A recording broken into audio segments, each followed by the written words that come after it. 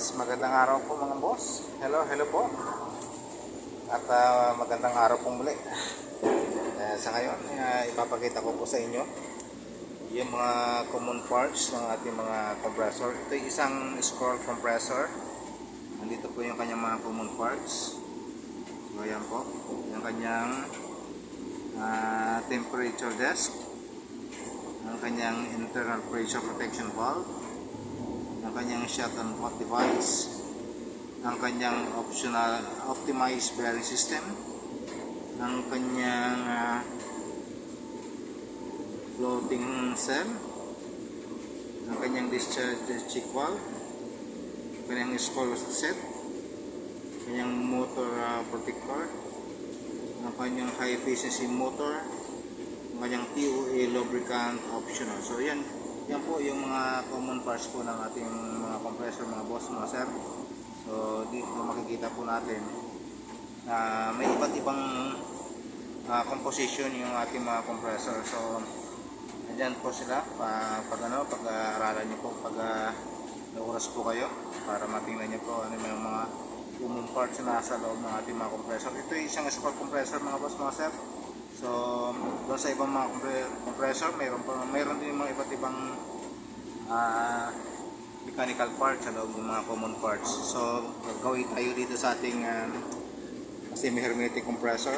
So, dito naman sa ating semi-hermetic compressor, nandiyan yung kanyang discharge chamber, suction chamber, nandiyan yung kanyang oil sump, yung kanyang electric motor, yung kanyang oil packet, oil desk, crankcase, kanyang motor core, yung kanyang valve plate, kanyang cylinder head, suction gas flow. So yan po yung mga common parts. So hindi pa kasama dyan yung mga piston, connecting rod, yung kanyang crankshaft. So hindi pa po kasama dyan. So ito yung mga common parts lang ng mga ng ating mga compressor. So pwede naman po yung search yung bawat part ito para at least magkaroon lang po kayo ng ng counting idea ano ba yung mga nasa loob ng ating mga compressor. So ibig sabihin marami pong hindi lang siya basta tinatawag lang natin compressor. Meron din po siyang composition. So meron siyang mga part din sa loob na mga moving parts yung iba. Yung iba naman ay mga seal. Yun, wala pa dito yung kanyang mga flapper valve, discharge flapper valve, kanyang suction flapper valve, ang kanyang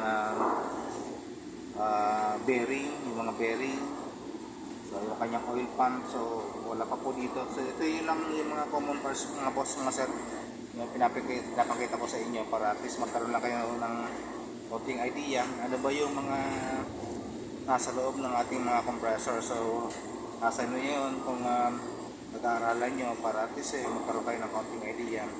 Ito yung ina-highlight lang natin kasi pinakailangan natin itong compressor. So bigay tayo ng mga konting idea sa mga pagdating sa mga compressor, iba't ibang mga uri ng compressor. Nandiyan yung mga scroll compressor, nandiyan yung semi-hermetic, nandiyan yung mga hermetic compressor, mga piston type compressor, nandiyan yung ating mga scroll, yung ating mga rotary compressor. Tapos kapag-aralan rin natin ang iba't ibang uri ng mga klase ng compressor, mga ginagamit ng refrigerant, mga freon. Then napunta naman tayo dito sa mga pang-ammonia ng mga compressor. So maraming klase ng mga compressor, mga boss, mga sir, na pwede natin pag-aralan. So maging matyaga lang tayo, masipag lang tayo sa pagbabasa, panonood ng mga video pagdating sa mga refrigeration. So hindi lang naman ako nag-video ng mga ganito. So mas marami pang iba. Siguro baka yung iba na hindi ko natatakal, baka natatakal din ng iba. So panoorin nyo rin po mga boss, mga sir, yung ibang mga video ng ating mga kasamang mga technician na nagpa-vlog din sa pagdating dito sa sa mga refrigeration. Kasi yun naman po yung intention natin na mapalawak pa natin ang kaalaman pagdating sa refrigeration. Kasi pang tumatakbo po ang panahon, so paunti ng paunti po ang mga technician natin dito sa Pilipinas. Mas marami kasi mga nag-abroad na. At the same time yung iba naman tinatamad na rin maging technician, so mahanap naman ng ibang trabaho. So for the near future naman po, para at least hindi po maputuloy yung chain ng pagkakaroon ng mga technician natin, magkaroon ng mga technician. So kaya nagbabahagi kami na ganitong klase ng kaunting kaalaman, kaunting idea para at least yung ating mga ibang technician na maging aware sila, karoon sila ng pagpupursige na matutuloy pagdating dito sa mga ganitong klase ng larangan ng trabaho. So yun po mga boss, mga sir, at susunod at tabayan nyo po yung iba't ibang i-feature pa natin mga video. So ubusin natin yung buong process ng ating refrigeration, yung mga function ng bawat part. So sa ngayon, dito pa lang po tayo sa mga compressor na to. So baka next episode natin ay dumako naman po tayo sa ating mga condensing unit. So yun mga boss, mga sir, so mag-aaralan din natin ano yung mga function ng ating mga condensing unit. So ito isa sa mga compressor lamang ay mga common parts. So maaari siguro makapulutan nyo ng konting idea, konting aral itong mga ginagawa natin. At least meron tayong maski isang tao lang na magka-interest na matuto pagdating sa ganun. Malaking fulfillment na po sa amin yan. At least hindi po nahihinto yung pag-aaral ng ating mga kapwa mga technician. So ibig sabihin, pagdating ng araw, meron pa rin mga technician na usbong at usbong dahil meron silang napapanood na ganitong mga video, mga boss, mga sir.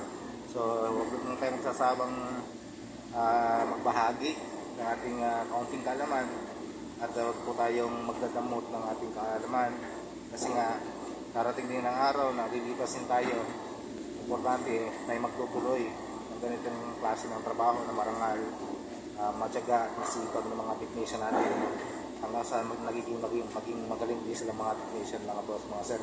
So hanggang dito po muna at maraming salamat mga boss, mga sir, at sana po tuloy-tuloy lang po subaybayan ng aking mga video. Maraming salamat sa suporta, sa pagla-like, sa pag-share, sa pag-follow. So maraming salamat po sa inyo.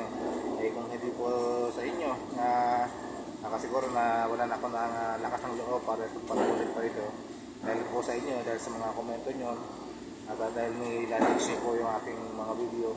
So kaya nagtuloy-tuloy po akong mag-upload ng aking mga video patungkol dito sa ating refrigeration. So hanggang dito po muna mga boss, mga sir, at magandang araw po muli sa inyo lahat.